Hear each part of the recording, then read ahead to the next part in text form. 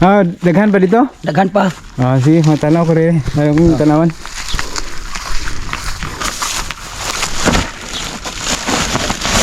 Dahag bunga doon? Oh. Ah, maayo. Kaway-kaway sa, nasa frontier ninyo tayo. Yo. Okay guys. Si Marlon, mga ka-frontier, taga Hakot. Siya ang taga Hakot. Paldo-paldo na, nakapaldo ka na mo, Lon ah. Laki na ng kita mo, Lon. Oh.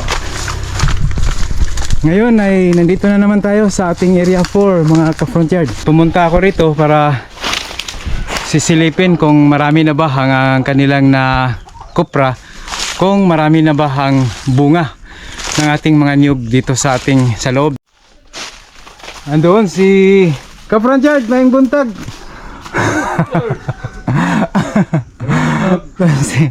Ayan si Raul, mga ka-frontier, no? Ingat ka-frontier, ha? Opo mga Panjar, maraming salamat. Okay. Dito lang kami sa baba, maghintay sa ibabagsak ng niyog. Punta tayo dito sa loob. Nandito pa rin si Ganggang. Hey, Walang- hello everybody. Ayos lang, Gang, ha? Ayos kayo ang mga galunggong. Sa tagahakot din ito si Ganggang. Dalawa sila, si Marlon, mga ka-frontier. Alam nyo, mga ka-frontier, bawat hakot nila ay ito ay nagkakahalaga ng 1 piso at 25 centavos. Kaya malaking pera din yan pag may ipon. Marlon, Binos, kaway-kaway sa ka-frontier, Nos. Suplado si ayaw tumingin si Venus, mga ka-frontier. Adlaw kitag tagadawi. Ito yung area natin, dito sa area 4, oh. Namumunga na ang ating niyog. Bagong tanim ito, itong mga puno na ito ay bagong tanim yan, mga ka-frontier. At ngayon ay napapakinabangan na natin, kumikita na tayo. Ito, mga ka-frontier, isang piraso ng mabalatan ni Elmer ay nagkakahalaga din yan ng 1 piso at 25 centavos. Kaya pabilisan ang kanilang pagbalat para marami-rami ang mababalatan nila. Si size nos. Ay napaisa rita po mga. Si Doming nandoon na sa dangkahan, naka-in-charge. Sa landahan kami.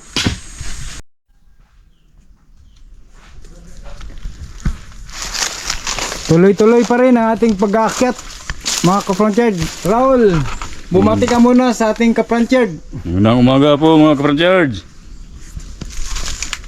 Tuloy-tuloy pa rin mga Kapanjar kasi hindi pa tapos. Marami bang bunga dito sa area na to, Ol? Marami. Ayos. Makabili tayo ng bigas. Pili ng kulapo. Kulabo at saka pangulam, ha? Sigurado, ha? Sigurado na. Sigurado na, mga ka-frontier. Hindi mo na hanapin doon sa dagat. Meron na tayong pangbigas at saka pangkulapo. Pangkape. Pangkape. Panggatas. Hindi kong mga balik ito. Sige. Tapos na kami sa aming pagkupra dito sa area na to. Alis na kami, mga ka-frontier. Mamaya ay pupunta kami doon sa area sa kabila. All. Yogi. Bye-bye. Manuto, kain muna kami, mga ka-frontier. Pagkatapos kumain ay babalik ka din kami. Galing sa lugar ng niyugan ay hinahakot ang mga binabalatang niyog papunta sa dangkahan. Pagkadating dito sa landahan ay binibilang ulit para ang bilang nila at ang aking bilang ay magpatugma. Walang labis, walang kulang. Patapos na kami sa aming pagkukupra, ilang lugar na lang ang hindi pa naaakyat. Ito na ang pangatlong batch at pinali naming pagpapatuyo. At sa puntong ito ay patuloy pa rin si Doming sa pagtatanggal sa mga natutuyong kupra na nakadikit sa bao. Si Kuya Asid naman ang tagatadtad para ito'y maging handa na sa pagsilid ng sako. Marami-rami na rin ang aming naiipong kupra, umaabot na ito ng malapit sa 2,000. Dahan-dahan lang ang ating pagpapaapoy mga ka-frontyard para hindi masunog ang ating mga kupra.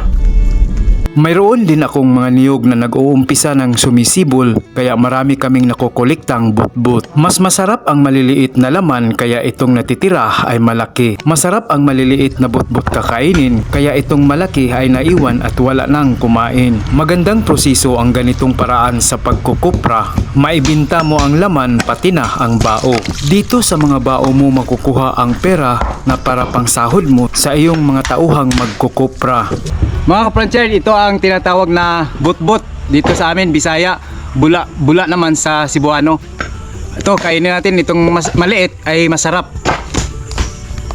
Mas masarap ang maliit na butbut kaysa ganito.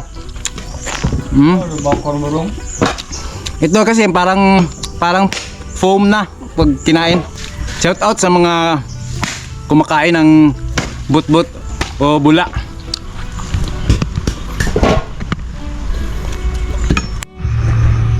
Sa tuwing matatapos kami ng paglanda o sa aming gawain sa buong maghapon ay nililinis namin ang aming area o aming dangkahan.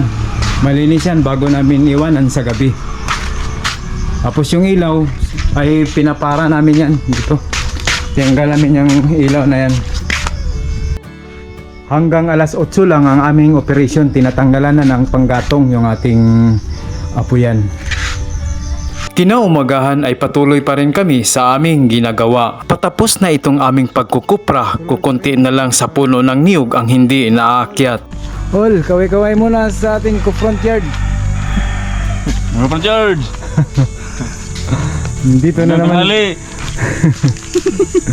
Dito na naman kami mga ka-frontyard sa harap nyo ni Raul. Pangilang araw na to, Raul? Maraming araw na. Maraming araw na, mga hapit, Malapit na 2 linggo. Dapat na 2 linggo itong aming pagkukupra. Hindi pa rin napapagod si yung kasamahan ko, si Ganggang. Kaway-kaway, Ol. Malakas pa rin. Mga ka-frontyard natin, kaway-kaway. Kaway-kaway mga ka-frontyard. Ay, ito. May gana pang sumayaw. May gana pang sumayaw si Ganggang. Ano lagi likod kamar sila? Eko. Magusap na na. Ato lagi kamar sila likod. Nara, mga yun, una gamay na yung mga bahay dari ha. Ilang marsila. Para gamay wa. Umaga to. Dumal niya to. Wa kabut inila to kasano. Wow. Ako awa di kabut inila to kasano ako dai. Wow. Ko takko lubit mo dai. Kung kumatong ibaw ko.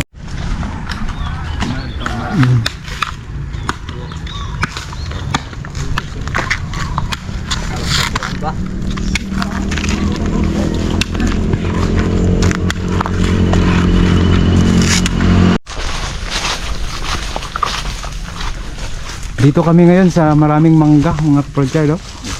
Ol, ingat ka sa pag-arya, huwag mong tamaan yung mangga ha. Si Raul mga ka-frontyard.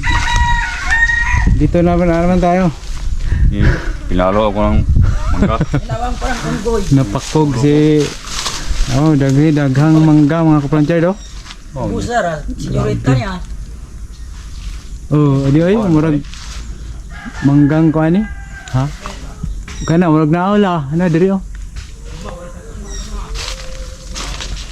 Kanang tamiso ni siya siguro? Puro karabaw. Oo.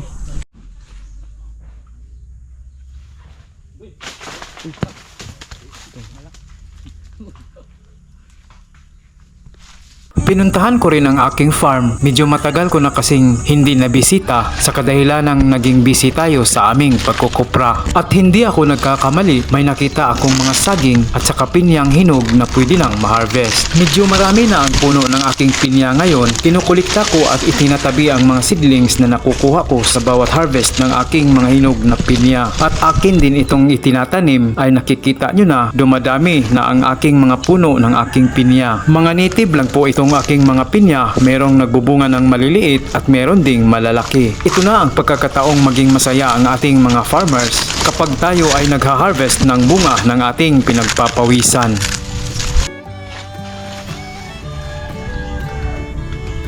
Lakatan.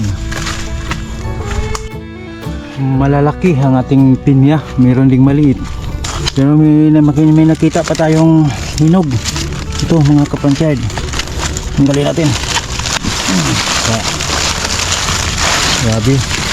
Ang daming seedling mga kapransyad, oh. Yan. Ito yung sinasabi kong mga seedling, kung magtanim kayo, dito kayo kukuha. Ito sa puno. Walang seedling. Ayan. Tatanim ulit natin yan para lalong dumami ang ating mga pinya. Yan ang pinya natin. Tatanggalin natin ito mga kapransyad para ito ang itanim natin. Yan, oh. Ito ang seedling ng pinya. Sa mga hindi pa nakakaalam dyan, ito ang itinatanim. Yan.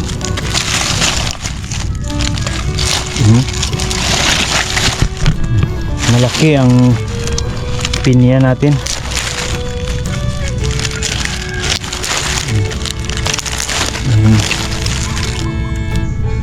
May hinog din dito sa ating mga bagong tinanim mga ka-frontyard. Namumunga na, medyo hinog na, oh. Ito susunod na harvest. Yan, meron na, oh. Ang dami na bunga. Pitasin natin. Pwede na ito.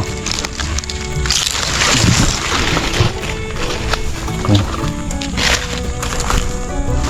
Dito meron pa dito.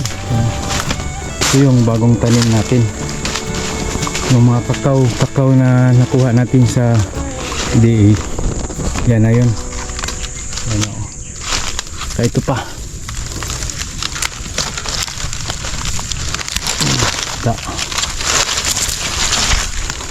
Dami na tayong harvest.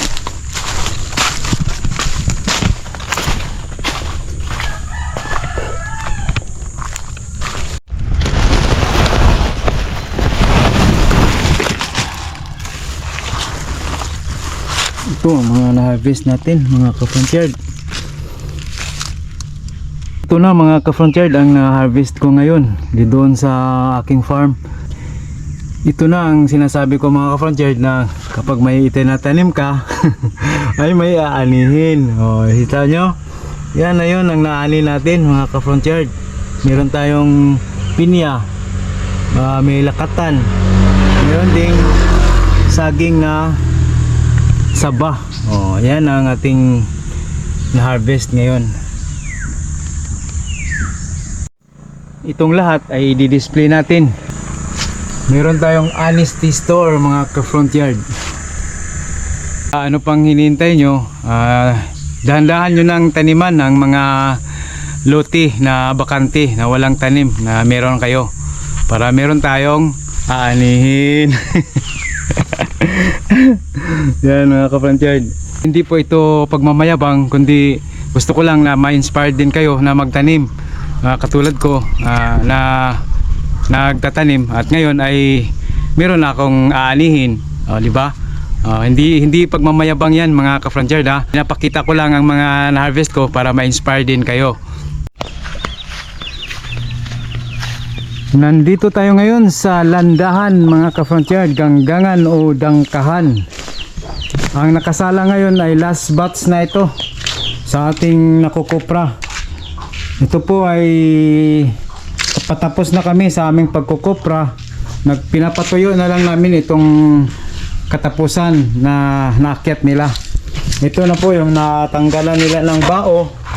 Yan. At saka dito na si Doming. Bing, anong balita? Kumusta ang ating pagkuhan? Malapit na ba yan? Kaunti na lang ang ano nito. Mga kailan tayo makapag patimbang? Malapit na? Miyerkules, no? Mga Miyerkules. Lunes ngayon. Kuhan nito. Ha? Hilaw. Oh, konti na lang hilaw. Kailangan din mga ka-frontyard na may maganda kang panggatong para hindi siya mausok.